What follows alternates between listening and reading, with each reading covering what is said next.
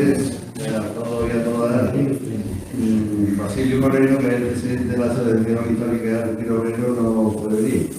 Normalmente el presidente de la Asociación, o la presidenta de la Asociación de Vecinos, la que suele presentar el acto por alguno de nosotros.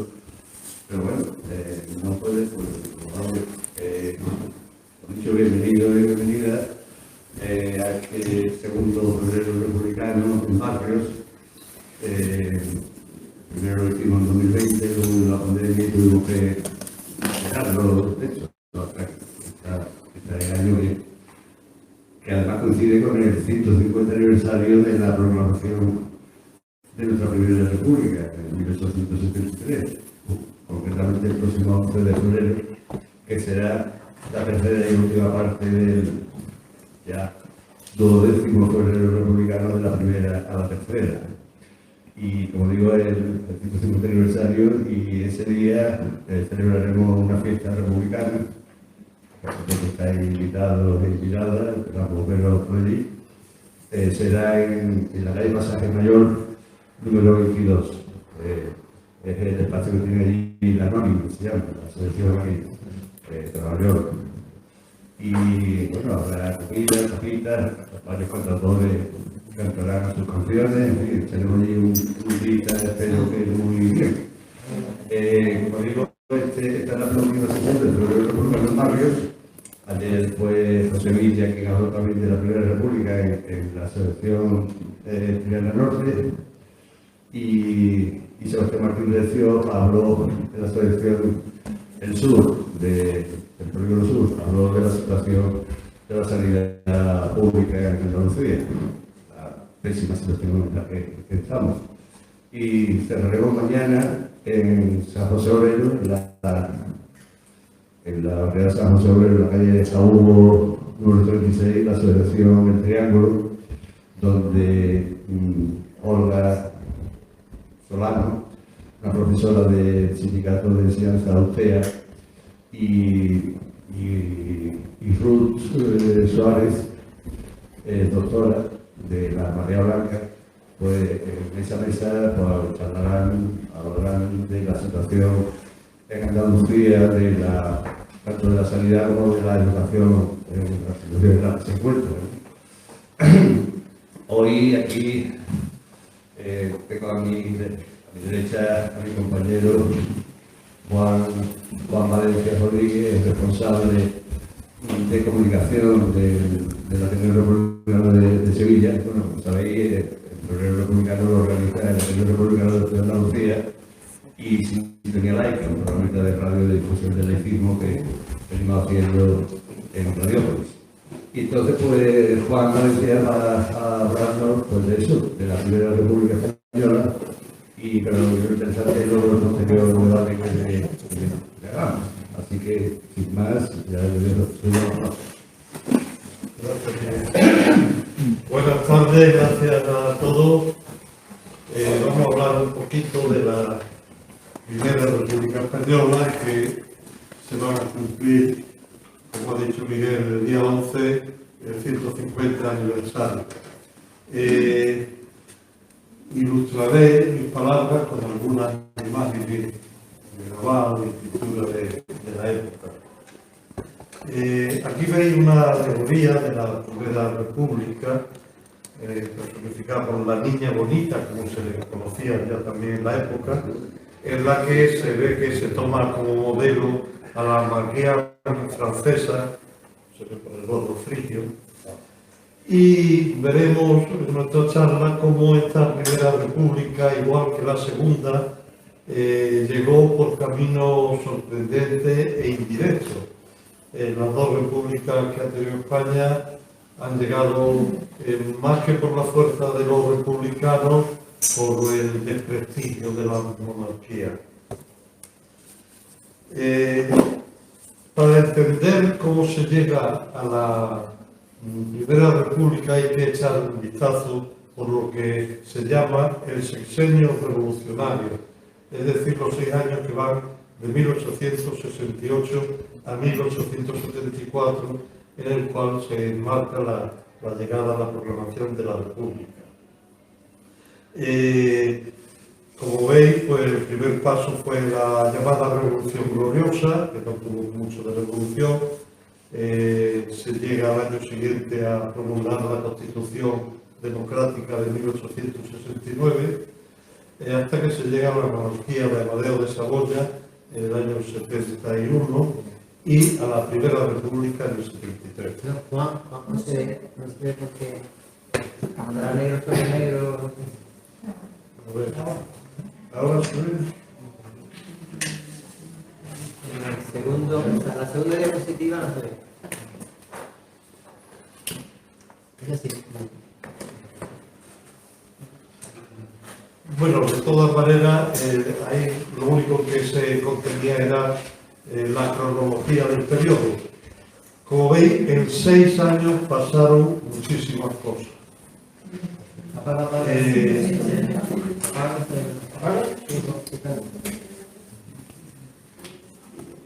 Pasaron muchísimas cosas. Mira a ver si hay una pequeña luz que tengan ahí en los consejeros, José Carlos. Esto quiere decir que hubo un ritmo vertiginoso de los acontecimientos, con muchísimos vaivenes. Y esto sucede porque una vez victoriosa la operación, el pronunciamiento de la gloriosa, es decir, derrocada Isabel II, se vio que las fuerzas que habían apoyado el derrocamiento eran muy diversas, muy heterogéneas, tanto las fuerzas políticas como las fuerzas sociales. De manera que enseguida esa fuerza, la unidad de esa fuerza se va a resquebrajar.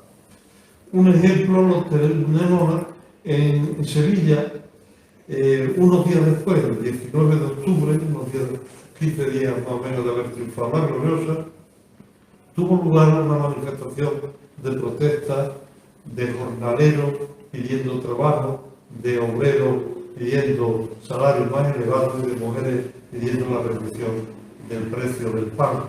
La protesta fue reprimida con mucha dureza y eso motivó la ruptura entre progresistas y demócratas, dos de las fuerzas que habían derrotado a Isabel II.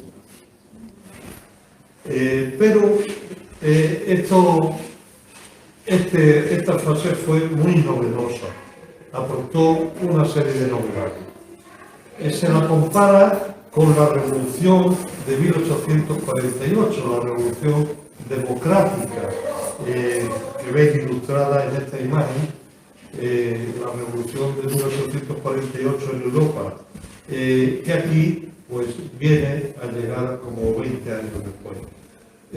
Lo que ocurre en España es que hasta entonces el Estado liberal pues había funcionado a base de una reducida élite social, política y militar, y la caída de Isabel II pues hizo que por vez primera en la historia de España se abriera la posibilidad, al menos, de establecer un sistema democrático.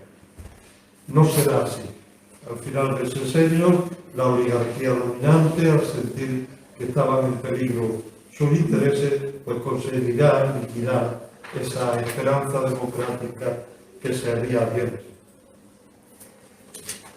Una de las grandes novedades del sexenio es la irrupción en la escena política del liberalismo, que hasta entonces estaba difuminado entre las filas de los demócratas.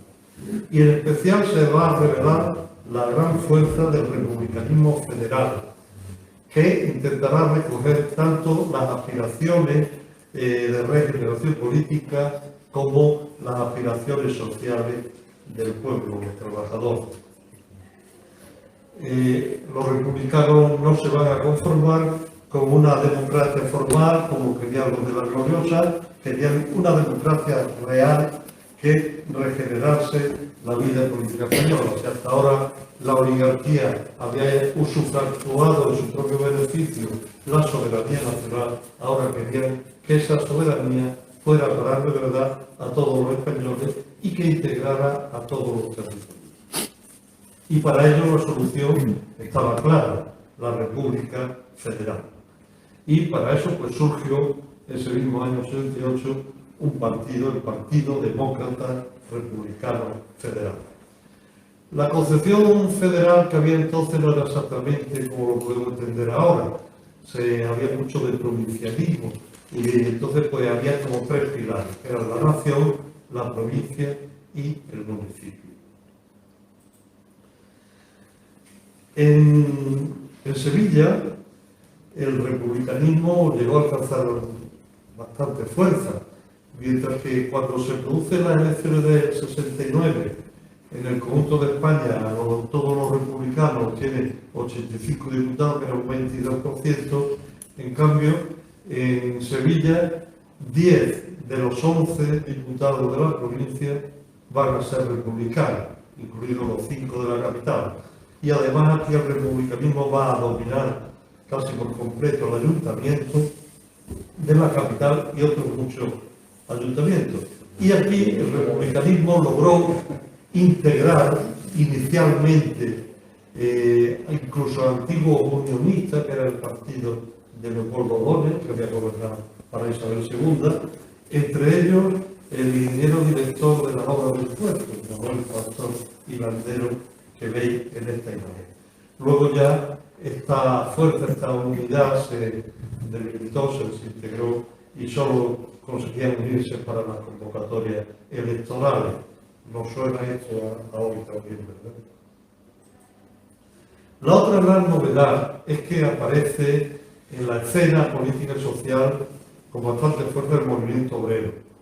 No es que vaya a dominar a la escena, no va a tener el protagonismo de los hechos, pero su fuerza es cada vez mayor y de hecho cada vez se le persigue más. Sobre todo porque en 1864 había nacido la AIT, la Asociación Internacional de Trabajadores, la primera internacional. Y unos años después, en el año 68, Miguel Bakunin, el dirigente anarquista, envía al italiano Giuseppe Fanelli a organizar aquí la internacional, de su tendencia sobre todo. Giuseppe Fanelli lo ve en la foto de la izquierda, en el centro, arriba con barba. Y 3 años después, Carlos Marx envía también a su yerno por la Fargue y todo esto pues le dio mucha fuerza al movimiento obrero. También el ejemplo de la Comuna de París, que aunque fue masacrada por el ejército de Versalles y por los prusianos al ánimo, obligándose a los antiguos enemigos del frente, sin embargo, la Comuna de París fue un referente para todo el movimiento obrero. Aún carece de una fuerza política propia, el movimiento obrero, pero será la última vez, quizás, que los trabajadores apoyen en todo este periodo una causa de otro, una causa burguesa. Otra novedad de importancia en el sexenio fue la renovación intelectual, en especial por la introducción del krausismo, una filosofía introducida desde Alemania por Julián Sanz del Río, que predicaba la ética de la vida política, la austeridad personal y que va a tener mucha influencia entre los profesores y los estudiantes universitarios, que eran el grueso de apoyo de la fila demócrata. Y de él nacería, unos años más tarde de esta corriente krausista, la institución libre de enseñanza que tanta importancia tendría en la historia cultural y educativa de España. En Sevilla el krausismo tuvo un activo militante en el catedrático Antonio Machado y Núñez. Os sonará el apellido, es el padre de Antonio Machado y Álvarez, alias Demófilo, famoso antropólogo y folclorista, y abuelo de los poetas Manuel Machado y el gran Antonio Machado. Zoólogo, geólogo, defensor del darwinismo y figura destacada del Partido Progresista Democrático Sevillano, fue nombrado en 1870 gobernador civil de la provincia y y cuando se crea en julio de 1871 la Sociedad Abolicionista de la Esclavitud, él es elegido presidente. Bueno, y vamos ya por el comienzo de todo. La gloriosa, el destronamiento de la reina castiza, como la llama en su obra el genial Valle Inclán.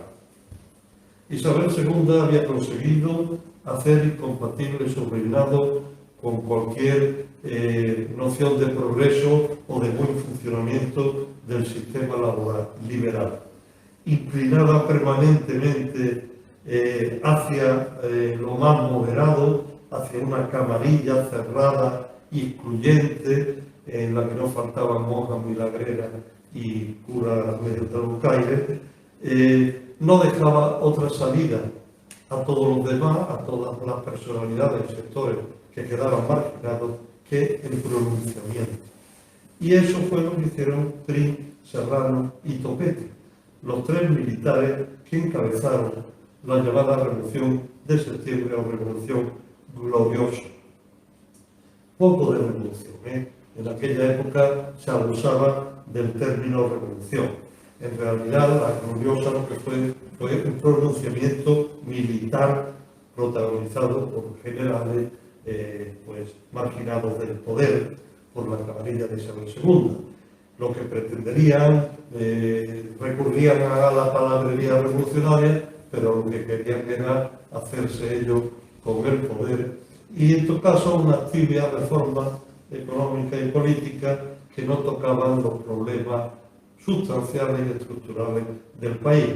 Era lo que decía aquel personaje de la novela El gato pardo de Giuseppe Tomasi di Lampedusa, cambiar algo para que todo siga igual. Pero la cosa del destronamiento y de la gloriosa se veía venir. En 1865 se produjeron los sangrientos hechos de la noche de San Daniel, una revuelta estudiantil reprimida con sangre a mansalva. Al año siguiente vino el fusilamiento de los sublevados en el cuartel de San Gil. Detrás estaba Juan Prim. Y finalmente, pues, el fallecimiento de O'Donnell, Leopoldo O'Donnell, que había creado la Unión Liberal, y de Narváez, al año siguiente, en 1868, terminaron por dejar a la reina más sola que la una. Además, como telón de fondo, había una crisis económica internacional muy aguda que se había desatado en 1866.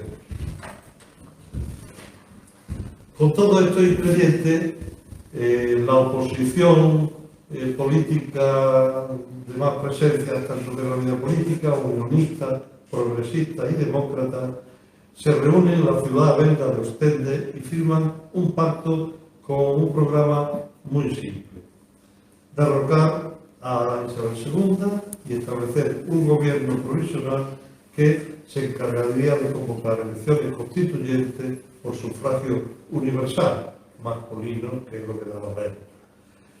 Fuera del pacto quedaban los republicanos y el movimiento obrero. Estos pactos, diríamos por arriba, se complementaban con la formación, como sucedía en España siempre, de juntas revolucionarias por abajo y milicias revolucionarias que se formaban en las capas populares y que tenían un programa más radical. En el caso de Sevilla, por ejemplo, se formó una junta integrada por los tres partidos coligados en Ostende, unionistas, progresistas y demócratas. En los dos primeros predominaban los propietarios, industriales, comerciantes, y en los demócratas, médicos y abogados, profesionales liberales. Es decir, la mayoría pertenecían a la burguesía media, pero incluso había en la Junta de Sevilla algunos latifundistas, como el Marqués de la Montilla o Francisco de Paula Candao. Vamos a ver un brevísimo esbozo de los tres dirigentes de la Gloriosa. Juan Prim y Prats, conde de Reus y marqués de los Castilleros. Comenzó su carrera militar en 1834 como voluntario en la fila isabelinas que defendían el trono de Isabel Niña frente a los carlistas. Después fue capitán general de Puerto Rico, en donde protegió por completo los intereses de los grandes propietarios esclavistas, y más tarde, por su señalado éxito militar en Marruecos, se le concedió la grandeza de España. Sin embargo, después de ser marginado, se aparta del trono, conspira contra la reina y se vio obligado a marchar al exilio. Otro dirigente, Francisco Serrano, este hombre no tenía ideología. La ideología era él, cambiaba de rumbo político según le convenía.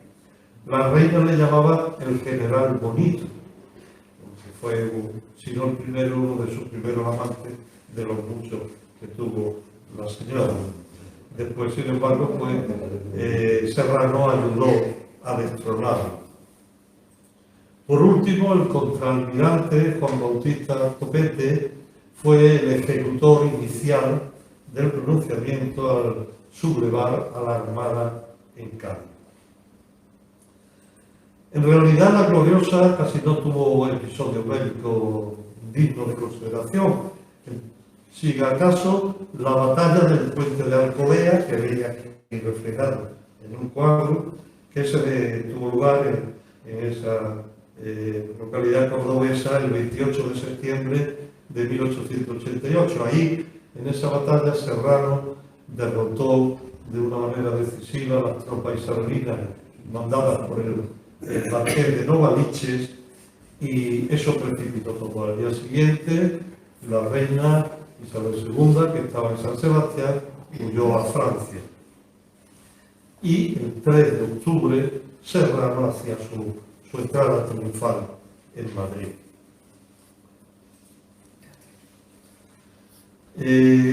A partir de ahí, pues se abre el proceso constituyente, se forma un gobierno provisional con los dirigentes de la gloriosa, que ven ahí con todos los partidos. Se forma ese gobierno, pero en realidad había una situación, como pasó en otras ocasiones anteriores en la historia de España, de doble poder. Por un lado, este gobierno provisional, que va llevando a cabo el programa pactado en Ostende, y por otro, pues las juntas, compuestas por elementos de las clases media urbanas, que tenían, como ya hemos dicho, un programa más radical. Derrocada la reina, las juntas ya no eran útiles, y entonces el gobierno provisional, sin demasiadas dificultades, se las arregló para que se autodisolviera. Le costó más controlar a las milicias revolucionarias ciudadanas, porque ahí estaban los republicanos y los republicanos federales. El primer gran paso de esta fase fue la elaboración y aprobación por la Corte de una constitución, una vez que se celebró las elecciones a Cortes Constituyentes. Ya antes, el gobierno provisional se había permitido, en un manifiesto a la nación, mostrarse partidario de la monarquía. En todo caso, las elecciones celebradas por sufragio universal masculino le dieron la victoria a los unionistas, progresistas y radicales, que eran monárquicos, que alcanzaron 236 escaños por tan solo 85 de los republicanos. De manera que, claro, la Constitución de 1869 que se aprobó, pues era monárquica, era muy progresista, democrática, estaba inspirada en la Constitución de los Estados Unidos, la más avanzada de Europa en ese momento, pero mantenía la monarquía. Aprobada la Constitución, España era un reino sin rey. Había que buscar un rey. Y entonces entró en uno de los episodios más bochornosos de nuestra historia, que ven ahí en esta caricatura de la revista La Flaca. ¿Quién quiere ser rey de España? Subasta de la corona, ¿verdad? Mientras tanto, se nombró como regente al general Serrano. Durante esta época de la regencia empiezan a haber conflictos. una fracasada insurrección de los republicanos federales en octubre del 69, que fue aplastada militarmente por PRI. En el caso de Sevilla hubo también aquí una insurrección en ese mes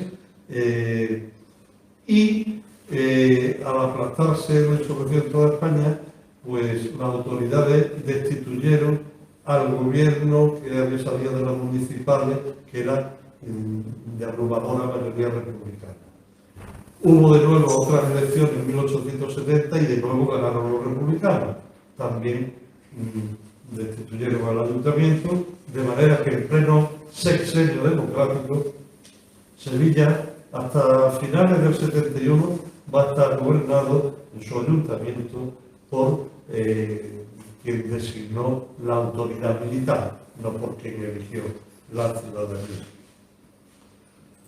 Aquí veis otra caricatura de La Flaca. Esta es una revista satírica barcelonesa de tendencia republicana federal que pudo hacer todo esto y bueno, y algunas imágenes más fuertes hasta semipornográficas o pornográficas que no es cuestión de poner aquí, que era, bueno, pues una muestra de la mayor permisividad, la mayor libertad de prensa que había en esta época.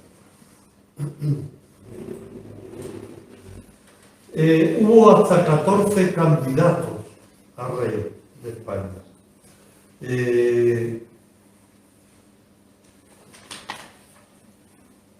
Entre ellos incluso pues, se propuso a Baldomero Espartero, el general que había logrado el trono para la Isabel Niña frente a los carlistas. Otro candidato con mucha fuerza aquí en Sevilla, todo monárquico de Sevilla, fueron humanistas, radicales, progresistas, demócratas, apoyaban la candidatura de los Montpensier.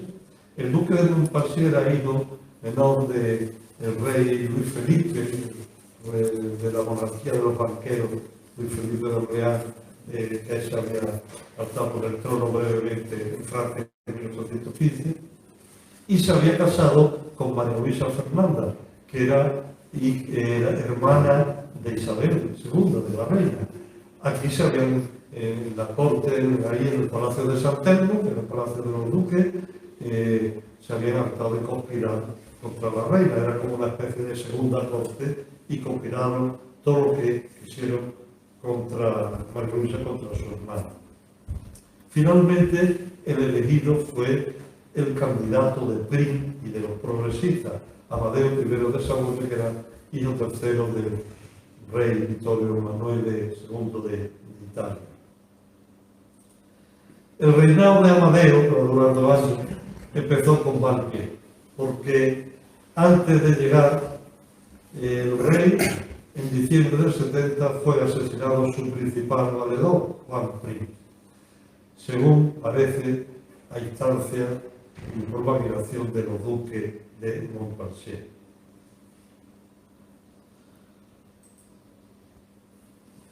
La monarquía democrática, como se le llama a veces, porque la constitución era democrática de Amadeo, tenía muy escaso apoyo. Unionista y progresista y no todo ello. Y en contra tenía mucha gente. Estaban, por supuesto, por la ultraderecha de los carlistas, el partido alfonsino y desde luego, el partido alfonsino que empezaba a nuclearse en torno a un político astuto andaluz, Antonio Cánova del Castillo, y, por supuesto, los republicanos y el movimiento obrero. De manera que la inestabilidad política fue la nota dominante de este reinado, que además tuvo que afrontar 3 conflictos armados. Por un lado, la guerra colonial en Cuba, que había un movimiento por la independencia en Cuba. Por otro, la tercera guerra carlista. Los carlistas habían triunfado en las elecciones en el País Vasco y en Navarra y eso pues, le dio bastante ganas. Y una tercera conflicto armado, las insurrecciones que se van a producir de los llamados federalistas intransigentes. Ahí veis un mapa de los conflictos en este sombreado rojo, levantamiento carlista y estos múltiples estallidos locales de los federales intransigentes. A estos tres conflictos hay que subrayar que también el movimiento obrero se hacía notar cada vez más. El despegue en España de la OIT, que pronto fue ilegalizada por las Cortes, a pesar de que Pi y Margal y Salmerón, dos republicanos, defendieron que no fuera así. En la Corte de los Milagros, de novela de Valle Inclán, de la teoría del poder ibérico, un personaje aristócrata exclama con desdén: el pueblo no tiene recuerdo de una vida mejor y sus pocas luces no le permiten crear el concepto. Pues bien, esto ya no era tan así. En Sevilla, la Federación Local de la AIT se constituyó a finales de mayo del 71 y ese mismo verano se producía una ola de huelgas como no se había visto antes, porque ahora los obreros reclamaban sus derechos, disponían de una teoría y de una organización internacional con objetivos propios. En julio del 72, Amadeo salió ileso de un atentado, mientras se reproducía la guerra en Cuba y la guerra carlista. Comenzó el hombre entonces a angustiarse ante las complicaciones de la política en España. No entiendo nada, esto es una jaula de locos, decía. Finalmente, viendo que estaba siendo bloqueado por la aristocracia, por sectores del ejército, de lo que no quería ser rey, incapaz de encontrar una salida a los problemas del país, el 11 de febrero, Amadeo I abdicó. Y así llegó la República. De manera sorprendente, cuando quizá más desorganizado estaba en ese momento el republicanismo, llegó la República, no como consecuencia de una cresta de ola revolucionaria, sino porque no había otra salida. Había abdicado el rey elegido después de tanto buscar, ahora que se iba a hacer otra vez a la vergüenza de andar buscando rey por todos lados. Así que, reunido Congreso y Senado el mismo día de la abdicación, el 11 de febrero, como constituido en la Asamblea Nacional, decidieron por abrumadora mayoría, 258 votos contra 32, proclamar la República como resultado de un acuerdo entre los republicanos y un sector del Partido Radical, no su líder, Ruiz Zorrilla, que era entonces presidente del gobierno, que no quería la República. Sin embargo, la realidad es que no había un partido republicano sólido y unido que pudiera ser la columna vertebral de una república federal. La base política de apoyo del régimen recién nacido era muy reducida. Por eso, el proceso político de la República va a ser de una gran inestabilidad y fragilidad. Ahí veis un grabado sobre la proclamación de la República por el pueblo de Madrid. Llegado a este punto del sexenio es que estallan todos los conflictos. Esa olla a presión que había sido España a lo largo del siglo XIX, pero en especial en el reinado de Isabel II, en donde todos los conflictos no se les dejaba escapar, pues ahora todo eso estalla y aparecen a lo vivo los grandes conflictos. En lo político, la pugna entre un liberalismo reducido al manejo de unas pocas élites y la democracia. Liberalismo o democracia. Y por debajo subyace un conflicto social entre la oligarquía siempre dominante y un pueblo trabajador que no está dispuesto a seguir con sus miserables condiciones de vida. La burguesía entonces se va a asustar. ante el riesgo de revolución social, que estaba más en su cabeza, era más fantasmal que un peligro real. Aunque es verdad que en Andalucía estallaban rebeliones y ocupaciones demandando la propiedad de la tierra, y en Cataluña frecuente huelga de los obreros industriales pidiendo la reducción de su extenuante jornada de trabajo. ¿Qué pedían? La reducción de la jornada semanal a 64 horas. Y por eso se lo dan. Las filas del republicanismo estaban muy divididas. Por un lado, como se ve en esta nueva caricatura de la flaca, entre unitarios y federales. Y los federales entre un federalismo benévolo, partidario de llegar a la República Federal, pero desde arriba, desde las instituciones, de una manera ordenada, y un federalismo intransigente, partidario de una federación construida desde abajo. En medio de esta problemática tan aguda, tan intensa, pues no es de extrañar que en el plazo de no llegó a 11 meses que duró la República, se sucedieran hasta 4 presidentes del Consejo. No he comentado porque todavía no había una constitución republicana que pudiera instituir un presidente de la República. Y así se van a suceder Figueras, Pi y Margall, Salmerón y Castelar. El primer presidente del Consejo fue Estanislao Figueras. Va a durar desde febrero hasta junio del 73. Un republicano federal, convoca elecciones a Cortes Constituyentes, no se presenta prácticamente nada más que los republicanos federales, y entonces pues sin problema, casi sin discusión, se proclama en las Cortes la República Federal por 219 votos a favor y tan solo 2 en contra. Figueras tuvo que sofocar 2 intentos de golpe reaccionario, una crisis económica que no logró solucionar, tampoco la división del Partido Republicano, tampoco la pudo solucionar, y a duras penas pudo arreglar algo la proclamación del Estado catalán, pero a base de disolver el ejército en Cataluña. De manera que con esta problemática, pues el hombre dimitió. Y claro, como habían triunfado los federales en las elecciones, pues la opción estaba clara en la sucesión de la jefatura del Consejo, don Francisco Pi y Margall, que va a durar solamente su mandato del 11 de junio al 18 de julio, o sea, un mes y una semana.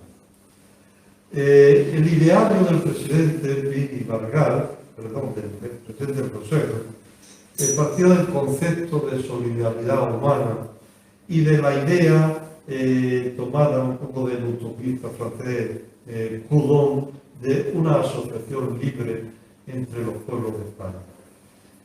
Pero Margall siempre estuvo abierto a la colaboración con el movimiento obrero. Se forma una comisión encabezada por Castelar, que redacta un proyecto de Constitución Republicana Federal en julio del 73, que no llegó a promulgarse por lo poco que duró la República. Las diferencias en el federalismo, lejos de atenuarse con la llegada al poder, lo que hizo fue recrudecerse. Y los intransigentes, con esa demora administrativa, la República Federal que no llegaba a los cambios sociales que se pedían, pues se apartaron, se distanciaron de las Cortes y del gobierno, y así empezaron a surgir conflictos, como el cantonalismo, que nace de ese federalismo intransigente. El cantonalismo llegó al pensamiento federal a su máximo extremo. Ciudades como Cartagena o Antequera proclamaron su propia república, se dotaron de su propia constitución cantonal. Es decir, el movimiento cantonalista era pues, la caricatura del federalismo. Pretendía la formación de poderes locales fuertes y autónomos, los cantones, y sus zonas de mayor influencia fueron Levante y Andalucía. El Levante del cantón de Cartagena, por ejemplo, duró hasta más allá de lo que duró la República. El cantonalismo, por tanto, era hijo indudable del federalismo y en especial del concepto de República Federal Social, construida desde abajo, que reclamaba a la vez la descentralización política y la atención a los problemas sociales. Como las soluciones del poder central no llegaban, pues estallaron las insurrecciones cantonales.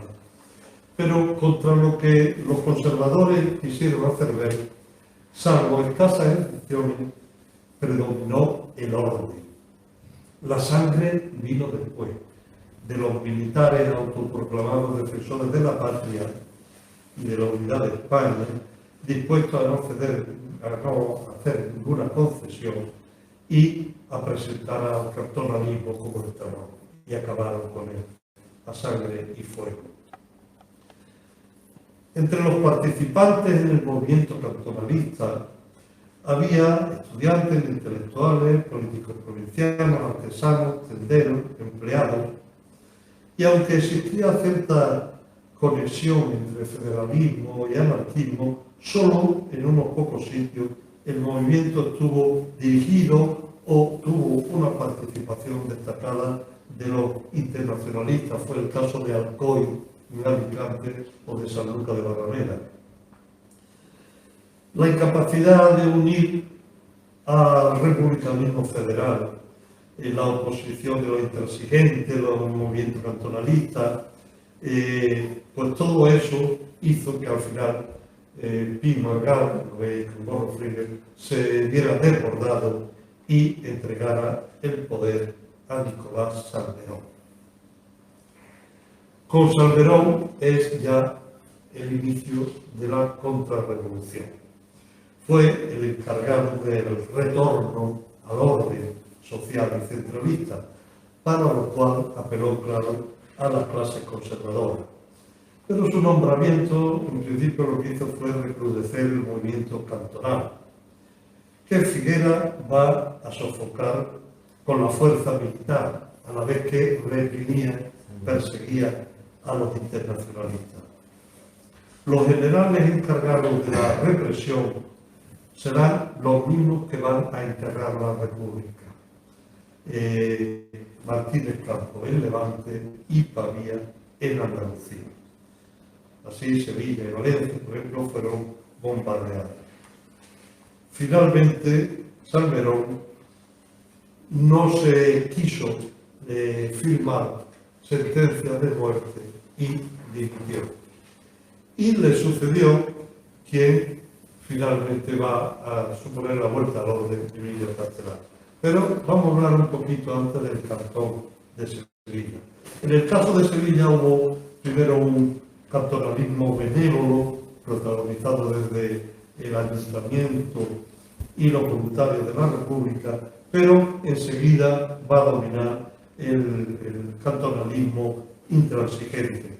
Se va a imponer, que propugnaba, como hemos dicho, la federación desde abajo, para construir una república democrática, federal y social.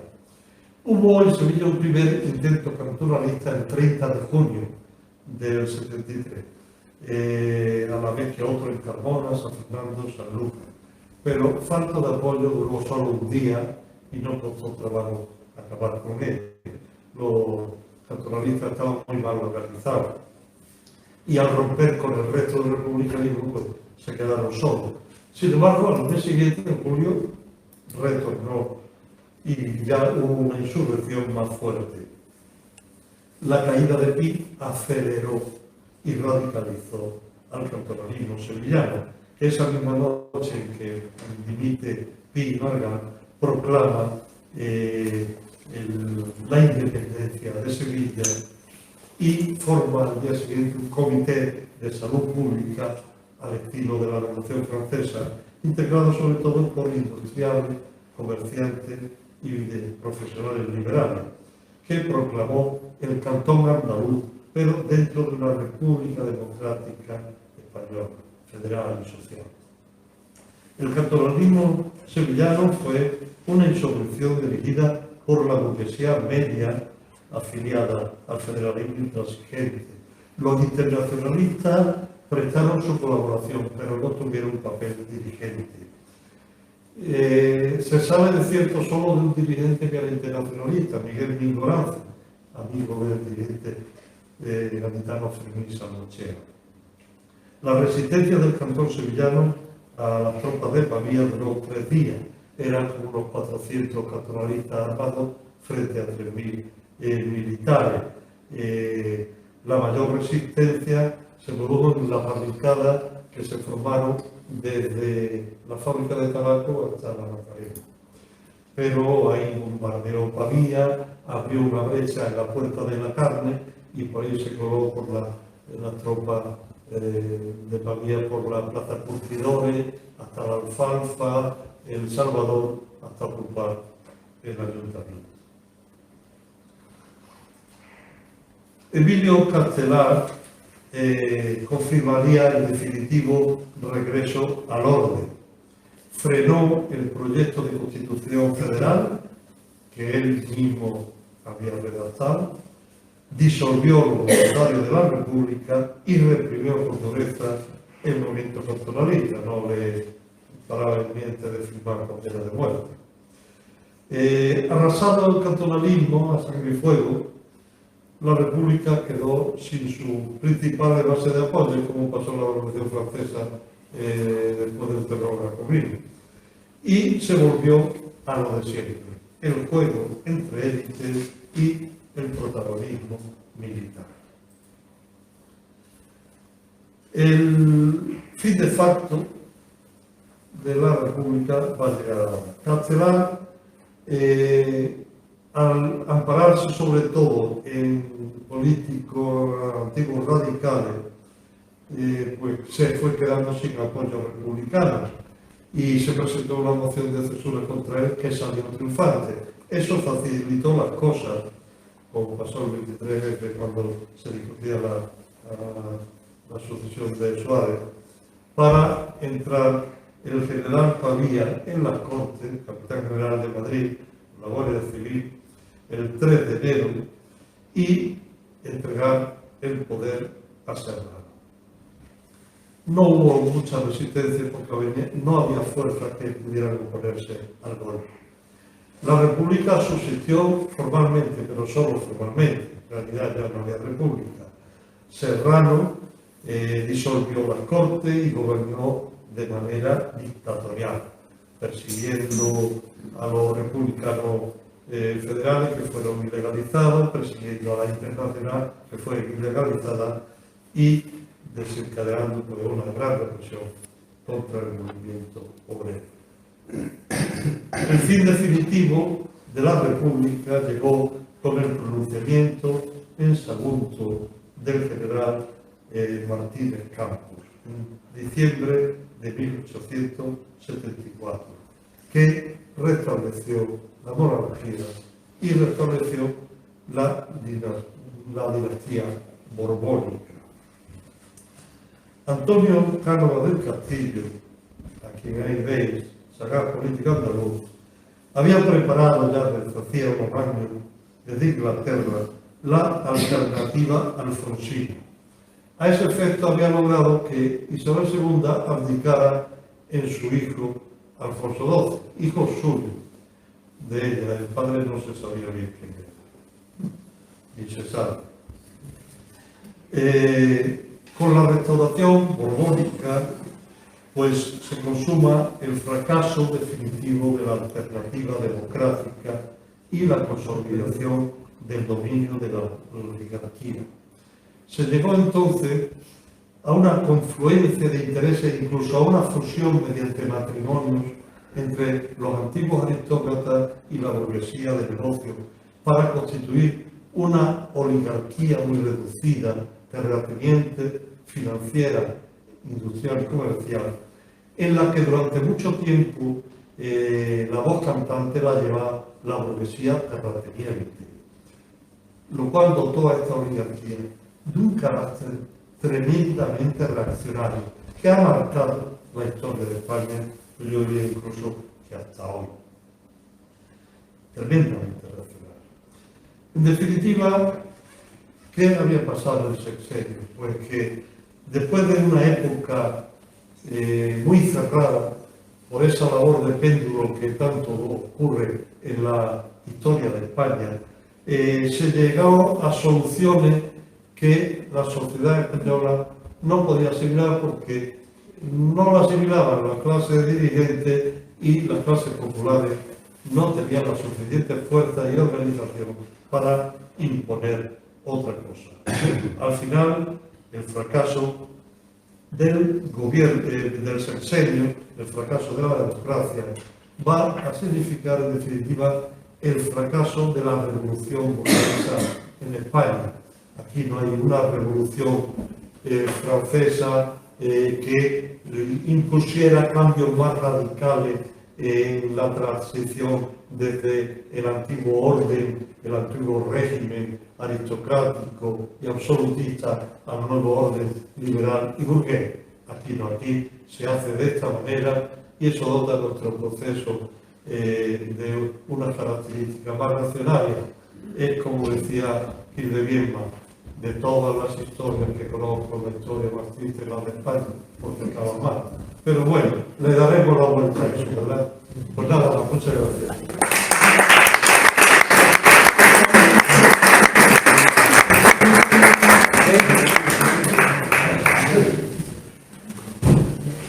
He hablado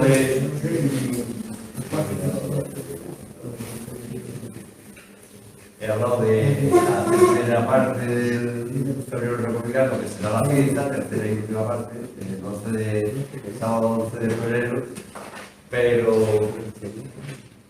y del febrero republicano en barrio, que estamos ahora, pero no he hablado de una parte importantísima, que son las jornadas universitarias, que comenzamos el próximo lunes 6 de febrero, la Facultad de Historia, que inaugura el profesor Marta Carriazo, sobre todos los años.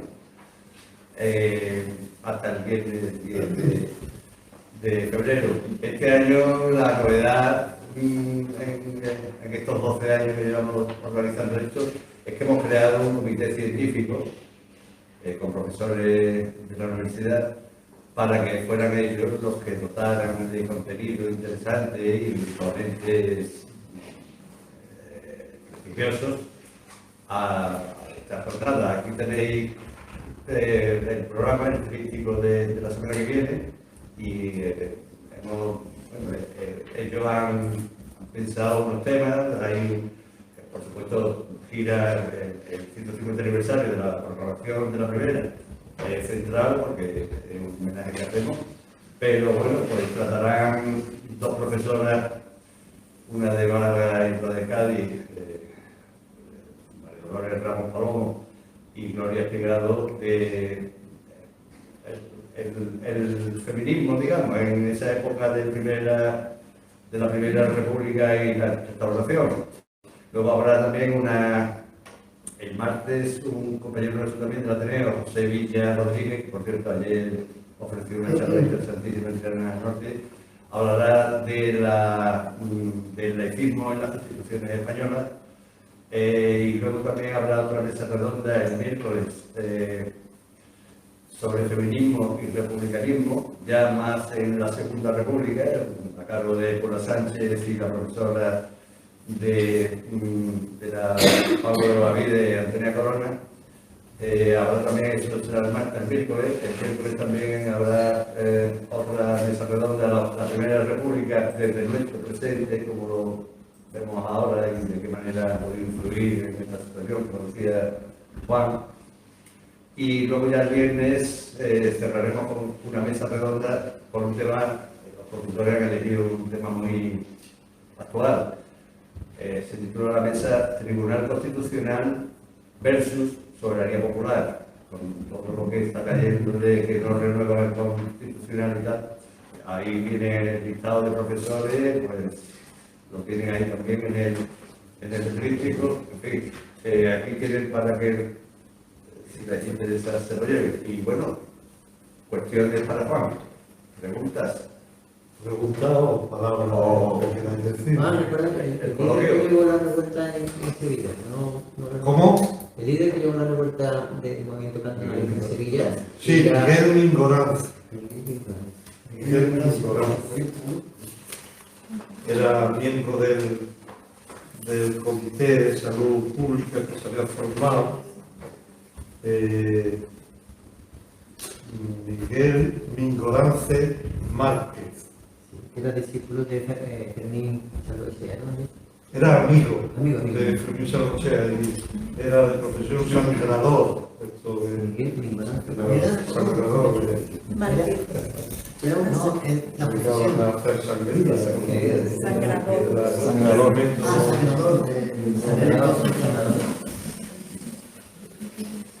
Un apellido Martín. No me quería explayar un poco en el personaje de Isabel II, personaje desgraciado. Ayer decía Sevilla un poco víctima de la marginación de género, pero que no se le quita todas las culpas que tenía. Esta mujer no tenía ninguna formación para dirigir un país. Heredó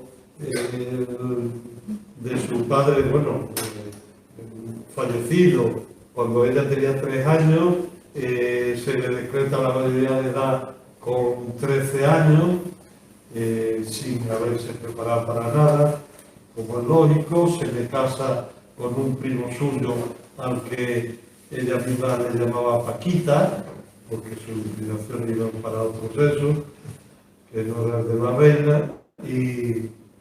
Y bueno, pues la mujer tuvo, pues, era muy campechana, ¿sí? Como el campechano aquí, que era tan flamenquete, pero en realidad siempre con una inclinación hacia lo más a la derecha, cuando a ella el trono se lo dieron los liberales, con Baldomero Espartero a la cabeza, defendiendo de la opción carlista, que eran los ultramontanos, ultracatólicos y ultraabsolutistas. El trono se lo salvan los liberales. Y sin embargo ella, pues, a menos si podía, se le daba el poder a los moderados. Si había una revuelta, bueno, por un año o dos mandaban los liberales progresistas, otra vuelta a los moderados. En especial Narváez, que, como decían los textos antiguos, era el más firme sostén de la reina. Y entonces, claro, al final se produce una asfixia porque nada se resolvía y todo se fraguaba en una camarilla por medio una monja milagrera, son patrocinios que hacía su supuesto milagro, el confesor de la reina, Antón María Claret, que era una pieza, y en fin, Paquita, es decir, Francisco de Asís, el rey consorte maquinando contra la reina, su hermana María Luisa Fernando con el Montparnasse también conspirando contra ella, así que al final se muere la Odón, se muere el Narváez, se queda solita como la una. Aparte de la cuestión, se la criticaba a la mujer, que era muy, ¿cuál sería la palabra? Sexualmente muy fómana, era una corrupta, es muy importante. Sí, era corrupta porque de vez en cuando se producía, por ejemplo, venta de patrimonio real y ella se quedaba con una parte sustancial. Y cuando se va al exilio, pues se lleva todo lo que puede, ¿no? La madre igual. Y la madre. Debe de ser algo de los Borbones que lo lleva en los cromosomas, ¿verdad? Era chavista, era Argentina, creo. Era esclavista de esclavos todavía. Esclavo, ¿no? Era la anterior de Cuba. Sí, esclavo de España en Cuba. Ahí es la fortuna de personal de esta gente, ¿no? Todos estos militares eran defensores del esclavismo, ¿no? Juan Prim, el de Cuba igual, o sea, todos. Y ese era uno, por ese lado, el derrocamiento de Isabel II tuvo algunos apoyos de grandes hacendados esclavistas de ultramar, porque pensaban que con Prim y compañía sus intereses estaban protegidos. Mire, volviendo un poco a la Primera República, su opinión sobre el movimiento cantonal y Engels tiene un famoso folleto, ¿no?, que trata el tema de la República de España, el cantonalismo, ¿no?, en el que critica de forma muy dura a los anarquistas, con su apoyo cierto apoyo al movimiento cantonal, ¿no? Y no sé qué opinas sobre su tema, que dice que con Pi y Maragall, sí, la mayor error de los intransigentes, ¿no?, fue fomentar, desestabilizar el régimen de Pi y Maragall, ¿no?, que si se hubiera consolidado a la República y hubiera abierto amplias libertades, ¿no?, en las que el movimiento obrero se podría haber desarrollado. Para mí, un gran error, un error total, porque si algún dirigente de altura y de grandes miras tuvo la Primera República fue Pi y Maragall, sin lugar a dudas. Lo que pasa es que era un guirigay, o sea que imposible de manejar. Por un lado, hay que entender también que en el pueblo trabajador pues había una ansia de cambio social que era acuciante y querían soluciones.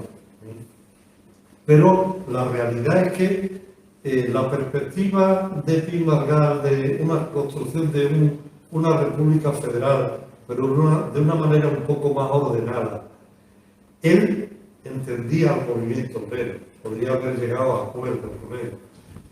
Yo creo que eso, de haberse podido mantener, pues hubiera sido una opción democrática y socialmente la mejor que podía tener España en ese momento. Lo que pasa es que Pi y Maragall tenía muchos enemigos también, claro. O sea, que tenía de enemigo a toda la reacción, y bueno, la prueba está que dentro de la fila republicana, ¿qué hace lo que luego le sucede?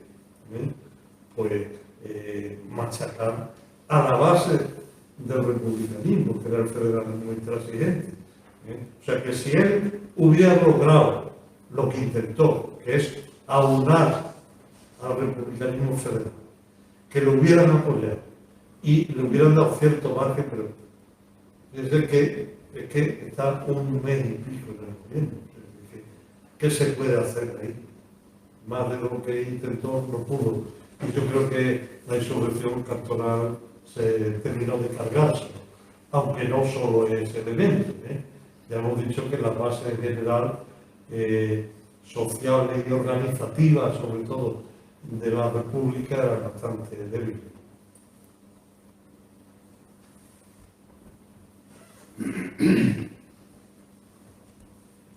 Venga, ánimo. A ver, la situación económica, el tema de la industrialización que está en Cataluña, que se está empezando en Andalucía, digamos que también con respecto a Europa, porque esa industria estaba ahí un poco, sí que el movimiento obrero estaba en su comienzo, y que, claro, la situación de la vida de los trabajadores, la radicalidad está también en esa situación económica, ¿no?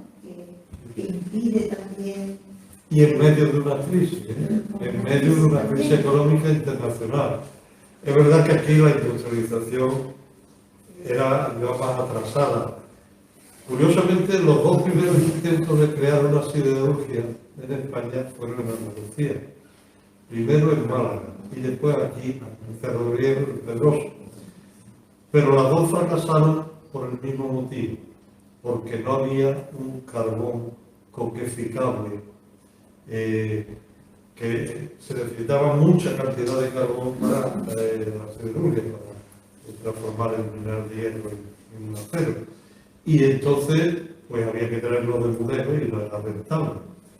Si triunfó la siderurgia vasca fue porque había las minas a cielo abierto de hierro de Aldácano, que exportaban mucho hierro para la revolución industrial inglesa, y los barcos de vuelta traían cuya inglesa, porque la asturiana tampoco era buena para con las técnicas de entonces.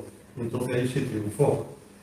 Había foco industrial claro, del textil catalán, muy proteccionista. O sea, el textil catalán no podía competir con el inglés. Entonces, los industriales catalanes siempre pedían la protección del gobierno. Nada de libre cambismo, nada de eliminar aranceles a los productos textiles británicos. Ellos eran partidarios de una política económica proteccionista y por eso siempre querían tener una pica en Madrid, ¿no?, para influir en el gobierno central. Y claro, la industria estaba muy atrasada, era una industria, más que industria de la mayor parte artesanal, y luego pues el gran déficit estructural de España, que es el campo. Una España básicamente todavía agrícola, la propiedad de la tierra no solo no fue arreglada por la desamortización eclesiástica, sino que se recrudeció, porque compraron tierra de la iglesia los que ya tenían tierra. Y entonces muchas tierras comunales que se hicieron con ellas, terratenientes, hombres de negocio, aristócratas de terratenientes.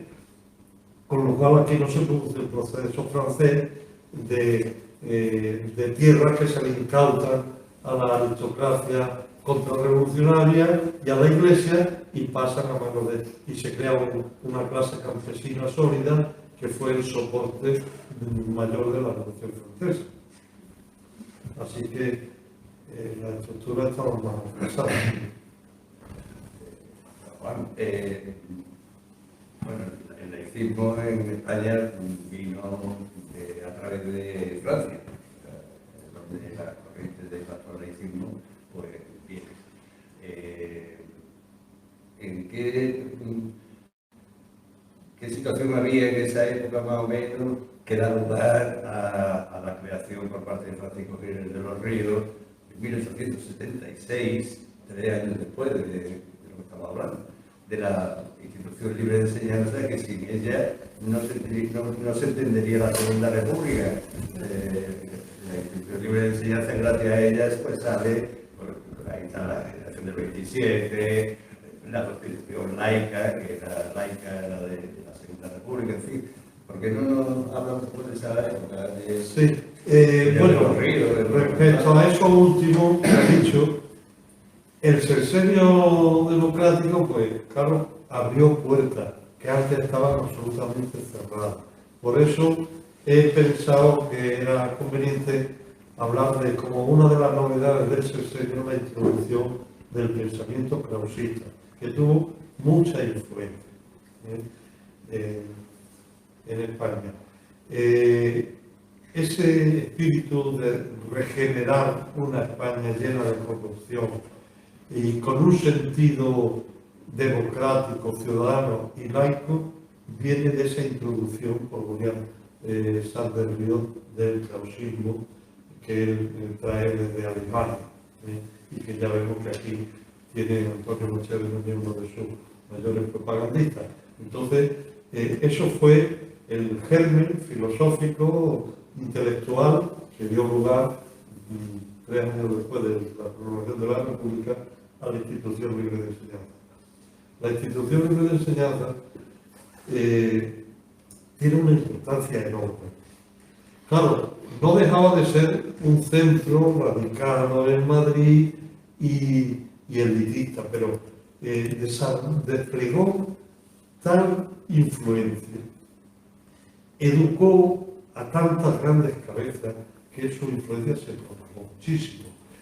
generó, por ejemplo, pues toda una vertiente de enviar a estudiantes avanzados al extranjero para que aprendieran a investigar, y fue el germen de un avance en la ciencia tremendo.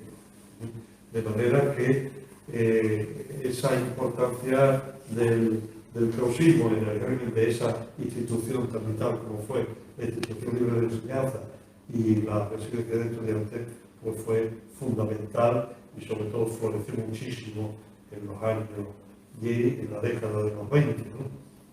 Y era, claro, un pensamiento educativo muy avanzado que trabajaba lo teórico y lo práctico, el trabajo en el campo, la visita a la naturaleza, y con un espíritu muy laico.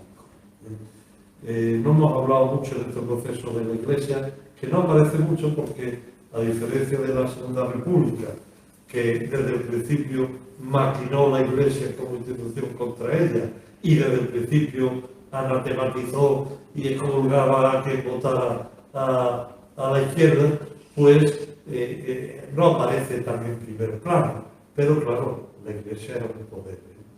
La Iglesia era un poder muy fuerte, pero aquí tiene es todo muy repentino, ¿no? Y la ola de los acontecimientos llevó a que no se alzara ante las medidas que se produjeron de libertad religiosa, sobre todo yo creía, bueno, en la Constitución republicana, pero que no llegó a estar vigente, pero sí se decretó por el gobierno provisional algunas medidas, desaparición de algunas órdenes, o sea y la Iglesia, pues bueno, sobrellevó el asunto, pero en realidad no perdió ninguna base de poder en estos años.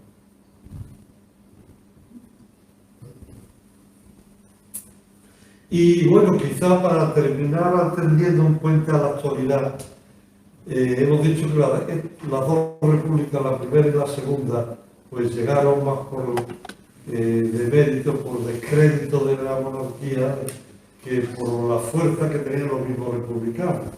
Pero en ambos casos se produce un hecho. Antiguos monárquicos se suman, aunque sea última hora, a la república.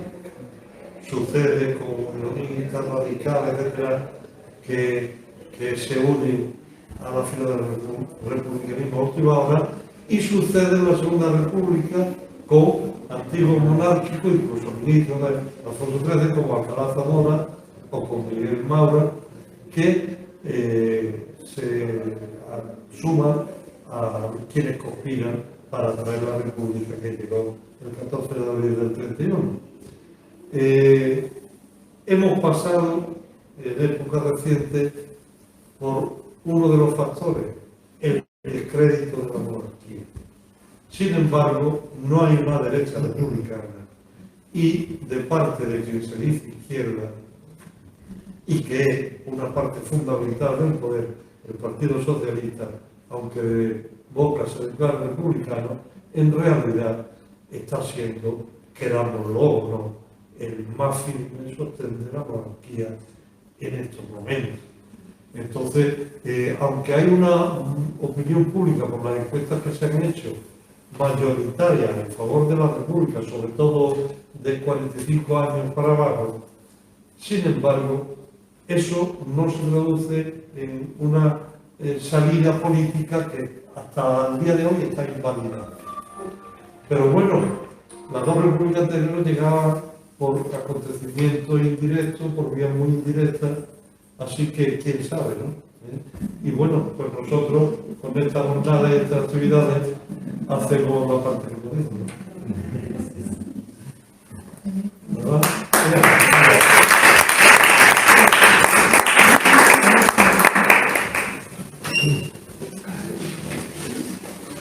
Aquí tienen el programita, si quieren.